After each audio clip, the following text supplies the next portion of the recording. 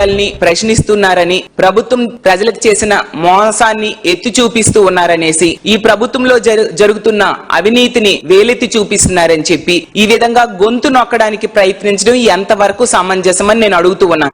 అంబేద్కర్ గారు ఒక రాజ్యాంగం రచించారు, ఒక ప్రజాస్వామ్యము, పౌర హక్కులు అని ఎన్నో అందులో కల్పించడం జరిగింది. అవేవి ఈ రోజు అమలు కావట్లేదు. ఒక ప్రశ్నించే నాయకుడిని ఇంత దారుణంగా మీరు అరెస్ట్ చేస్తారా?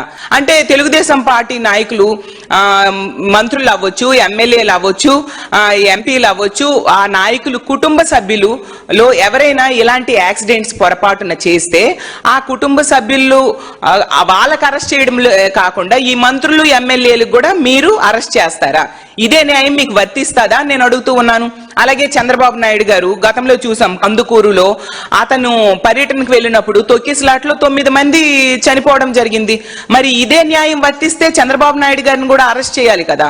అలాగే గుంటూరులో తీసుకుంటే చీరల పంపిణీలో చంద్రబాబు నాయుడు గారి మీటింగ్ టైంలో చీరల పంపిణీలో 3 చనిపోవడం జరిగింది. మరి ఇదే న్యాయం అక్కడ వర్తిస్తే అప్పుడు చంద్రబాబు నాయుడు గారిని కూడా అరెస్ట్ చేయాలి కదా.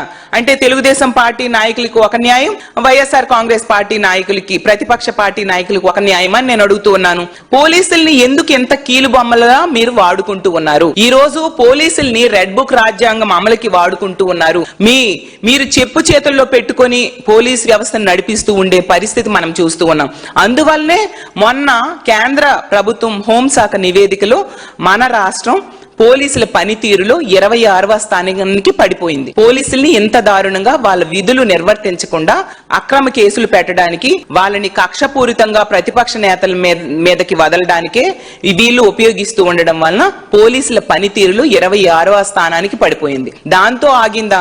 ఈ రాష్ట్రంలో లా అండ్ ఆర్డర్ సరిగ్గా ఉండకపోవడం వలన, పోలీసుల పనితీరు ఎంత దారుణంగా ఉండడం వలన లా అండ్ ఆర్డర్ దెబ్బతింటూ ఉండే పరిస్థితి వలన పారిశ్రామికవేత్తలు పెట్టుబడులు పెట్టడానికి భయపడుతూ ఉన్నారు. ఈ రాష్ట్రంలో రక్షణ చట్టాలు సరిగ్గా అమలు కావట్లేదు, మహిళలకు రక్షణ లేదు, ప్రజలకు రక్షణ లేదు.